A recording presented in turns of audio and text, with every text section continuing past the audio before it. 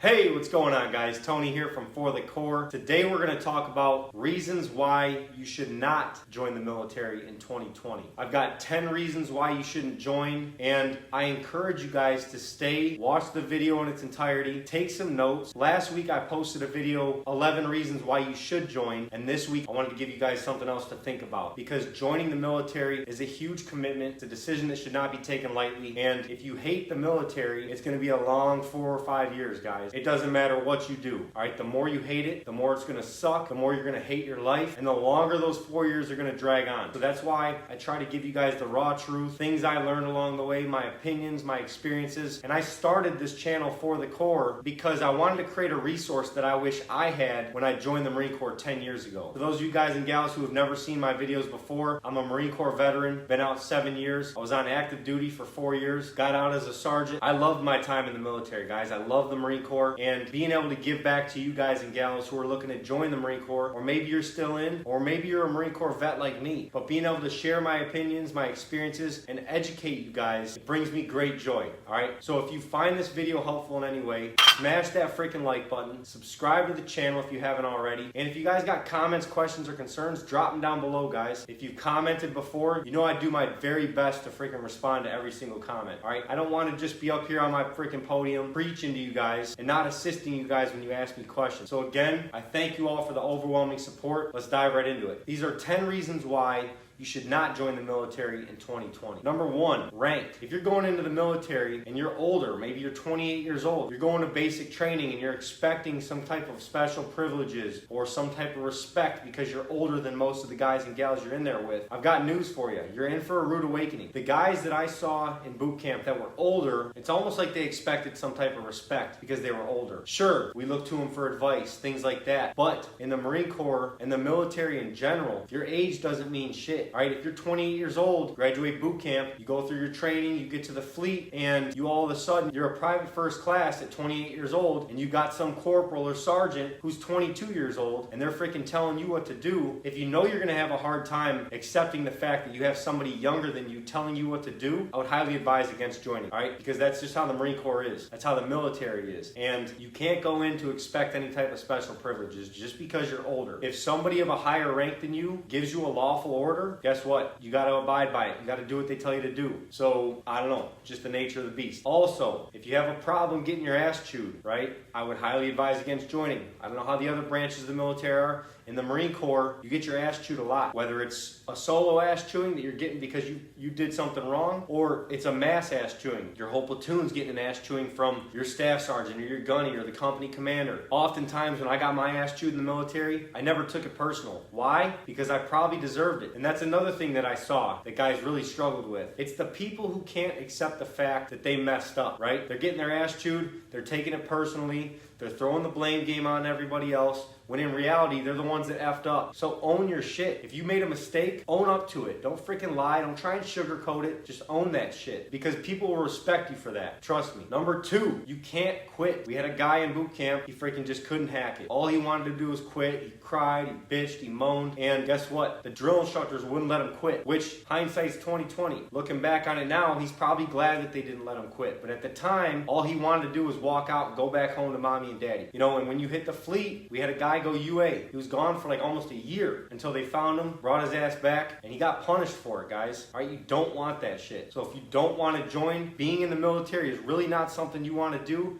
and you've got just a shed of doubt in your mind, I would highly advise against joining. At the end of the day, you signed a contract, and you're legally obligated to serve every bit of that contract that you signed up for. You don't want to be that guy or gal who gets kicked out of the Marine Corps because you'll have a dishonorable discharge. All right, that's kind of like having a felony in the civilian world. A dishonorable discharge is not something you want on your record. You don't want to be that guy or gal who's gotten kicked out of the military and now has to carry that dishonorable discharge for the rest of their life. Also, there's no sick time in the military. All right, so if you wake up and you're feeling like ass, you can't run and do PT in the morning, guess what? You still got to show up. You got to tell your NCOs or whoever's in charge of you that you're not feeling well, and then, and only then, when there's an open spot in sick call, can you go and see a doctor, all right? And then if you do go see that doctor, you better freaking pray that they give you some freaking time off and a doctor's note. Number 3, free healthcare. You're probably thinking, what the hell are you talking about? You said this in the last video, that free healthcare is one of the pros of joining the military. Sure it is, but things you got to keep in mind, a lot of the doctors and dentists are military members just like you. So let's say you're having a surgery and they go to sew you back up and they leave some gauze in your leg or something like that, or a staple. You get an infection from it, almost lose your leg, you got to go in for like emergency surgery and whatnot. Guess what? You can't sue them, all right? They're protected. That's why it's a con, because you get what you pay for and you're not paying for your medical coverage in the military. So number 4, mass punishment. Let's say you got one dumbass in the unit that decides to go out on a Friday night and get a DUI. This happens. Trust me. What's going to happen then is the unit's most likely going to have a major safety stand down. And what that is the whole battalion gets called in on a Saturday for a random piss test. And nobody leaves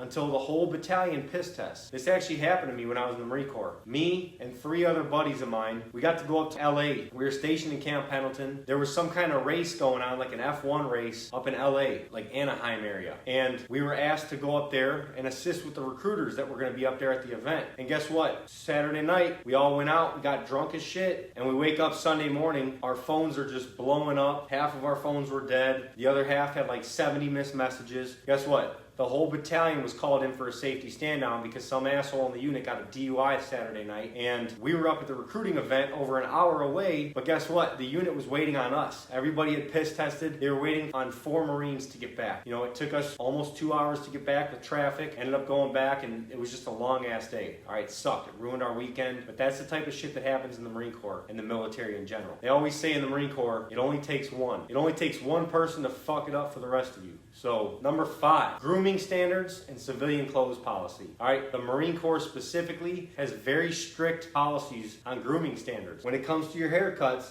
I got kind of like a military fade going on here. This is unacceptable because it's not shaved down to a 0, you know what I mean? If I was in the military, tomorrow I'd be going to get my ass a haircut. All kinds of regulations on earrings, mustaches, facial hair. You know, when it comes to the Marine Corps, the only facial hair you can have is a mustache, all right? And it ends up looking like a Hitler stash because it can't exceed the size of your lips and it can't go below your lip line. So it can't be some bushy-ass freaking Burt Reynolds mustache.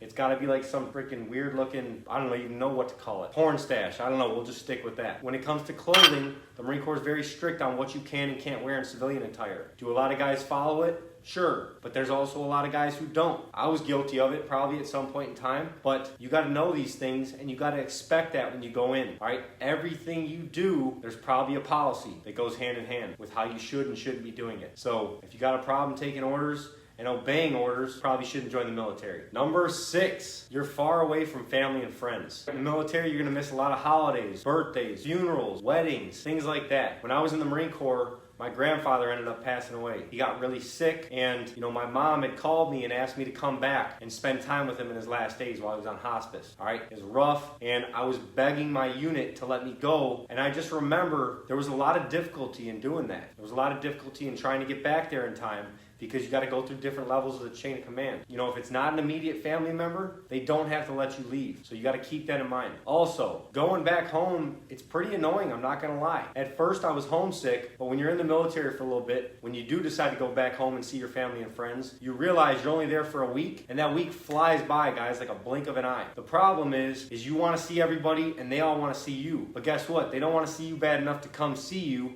They want you to come see them. So, all right, you're going to spend one day going to see your Aunt Sally. The next day, you're going to go see your parents. The next day, you're going to go see your Uncle Jim. The next day, you're going to go see your friend. And it's just a pain in the ass, guys. So when I would go back, I would always try and schedule like a party. Or like, everybody, we're going to meet up at this restaurant. We got X amount of tables. Everybody just show up at this time. Let's hang out. That way I got to kill all the birds with one stone. And then the rest of my trip I can relax and actually enjoy it. But it gets annoying when your family and friends are kind of fighting over who gets to see you more. And another thing you're going to realize is when you do go back home, a lot of those friends you hung out with in high school, they're probably doing the same shit they were doing before you joined the military. They don't relate to you anymore. You've kind of gone in a different path and you changed, guys. At the end of the day, the military changes you for the better, I would say. But it's just one of those things you got to consider, guys. Number 7, monthly duty or fire watch. This is kind of a minor inconvenience when you're in the military because it only usually happens maybe once a month. But in the Marine Corps, we had a thing called duty, and it sucked when it fell on like a Friday or in the middle of a 96 where you got 4 days off, or on a Sunday. because it's taken away from your free time and days off. Duty in the Marine Corps, it's 24 hours. What you do, you get dressed up in your chucks or whatever uniform your unit has you wearing, and you're gonna either be sitting at the barracks in the duty hut, or you're gonna be up at the battalion headquarters sitting up there. And all you're doing is you're basically on fire watch. Anything crazy that goes down in the barracks, if people are having parties, they're acting a fool, or if cops get called, or if someone's doing drugs, or if there's a freaking fire in the building, you're there as a liaison for whoever decides to come to that building and ask questions for you. There was a time when in our unit, you'd stand 24-hour duty. We weren't allowed to take naps. So it'd be you and another person, and then they'd make you go back to work the next day. That shit sucked, right? You ever pulled an all-nighter and then had to go work 12 hours the next day? It's not freaking fun. All right, but it got better. We got a different chain of command, and they allowed us to take naps, and they gave us the next day off. So it just depends on the unit you're with. All right, that's a minor inconvenience because it only happens once a month, I'd say, but it's something to consider. Number 8, long hours, guys. As I've said, you'll probably be working 12-hour days, sometimes less, sometimes more. All right, when I was on deployment, there was really no freaking schedule. We'd be out on a convoy for over 30 hours where we weren't sleeping, and it was just constant go, go, go, go, go. When you're back at your unit, your parent command, or back at your duty station, and you're just working in the motor pool or as an infantryman, whatever it is, it's gonna be long hours, especially if you got a unit inspection coming up or things like that. Just expect to be working long hours. And the other shitty thing about working those long hours is there's no overtime in the military, guys. You're paid a specific amount, and it doesn't matter if you work 4 hours that week or if you work 100 hours that week. You ain't getting paid no more. It is what it is. All right, number 9, deployments. At some point in the military, if you decide to stay in for 4 years or 40 years, you're gonna deploy eventually. Is it gonna be a combat deployment? Not necessarily. In the Marine Corps, we have things called MUs, Marine Expeditionary Units, where you're gonna go on a naval ship and you're gonna travel the world for a little bit, right? 7 months, you're gonna be on ship. It's cool, you get to see certain places. I was never fortunate enough to go on one. I ended up deploying to Afghanistan in 2012, but at some point you're gonna deploy, guys. It's gonna either be on a MU, a combat deployment, or training somewhere. So you're gonna deploy, you're gonna be gone for a certain amount of months, and oftentimes it's a long time. All right, Army deploys for like 12 to 15 months. Marine Corps, we were only deploying for like 6, 7, 8 months. It just is what it is. Deployments are inevitable. All right, and lastly, number 10, selfishness. If you're one of those individuals who's all about yourself, then I would highly advise you not join, because in the military, it's all about teamwork, team effort, and there's no I in team. If you're just looking out for yourself all the time, you're gonna get exposed, people are gonna dislike you, and they're gonna talk shit to you. They're gonna freaking weed you out, they're gonna chew you up and spit you out. So, as I've said, everything in the Marine Corps comes down to teamwork. If you're a freaking sergeant in the Marine Corps and all you give a shit about is yourself and not the guys or gals below you, they're not gonna respect you. And then your senior leadership's probably gonna see it if you got some good senior leadership, and they're not gonna freaking wanna promote you. If you're going in with that mindset that all you give a shit about is yourself, I would advise you not to join. That pretty much wraps it up, guys. I'm sure I missed some cons for sure, and I'll hit those in a later video. If you were in the military, if you're currently serving, and I missed something, drop it down below, guys. Share the information with these young folks that are looking to join. And again, I'm just here as a resource for you guys, and I want you guys to be able to freaking feel comfortable asking me questions and reaching out whenever you've got that question. All right, so again, I thank you so much for the support. If you liked this video or found it helpful in any way, smash that freaking like button before you go and subscribe to my channel, and I'll see you guys next Wednesday. All right, this is Tony from For the Corps. Semper Fi.